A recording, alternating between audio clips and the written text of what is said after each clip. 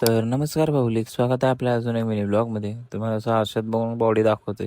Body बिडी काय नाही, असा टाईमपास करत होतो आणि दिवसभर घरीच होतो. त्यानंतर मग संध्याकाळी जरा निघलो बाहेर, टाळा लावला घालायला. गेलो शॉपवर तर विनोदादा गाणं साफ करत होते, कारण होळीचा कलर अजून शटरला ते बघून श्रवण हसत होता. म्हणून श्रवणला पण लावला का आम्हाला घासायला. तर श्रवणनं काय आपलं तोंड लय वाकडच गेलं, बघू शकता तुम्ही.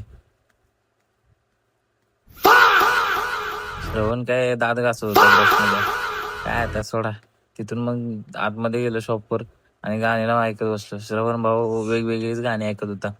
त्यानंतर जाऊन कुठे देवाची लावली त्यानं. आणि आपल्या भाऊचं टी शर्ट प्रिंटिंगचं दुकान आहे, तर कोणाला असे प्रिंट बनवून पाहिजे असतील तर कॉन्टॅक्ट करा किंवा DM करा. तिथून मग जरा गेलो श्रवणभर आणि त्याला जेरॉक्स काढून न्यायची होती. तो भाऊ काय जेरॉक्स घेतलं कसं हवेत उडवून चालत होता. तिथून मग जरा गेलो चौकात, कारण की बलिदान मासच माहिती आहे तुम्हाला चालू आहे. त्यामुळं डाणे मागे बसलेला म्हणून काय आपल्याला जागाच होत नव्हती. पण जाऊ दे, आता काय ॲडजस्ट करायला लागणार तेवढं. तिथून मग गेलो बसलो जरा वेळ, तर पण्या भाऊ काय ऐकतच नव्हता. फोनवर बोलत बोलत गाड्यानं झाडू मारला सगळा. मग तिथून मग झालं आणि मग निघालो घरी. तर भेटूया उद्याच्या ब्लॉगमध्ये. तर अशा मिनी ब्लॉगसाठी आपल्या गाण्याला फॉलो करून घ्या.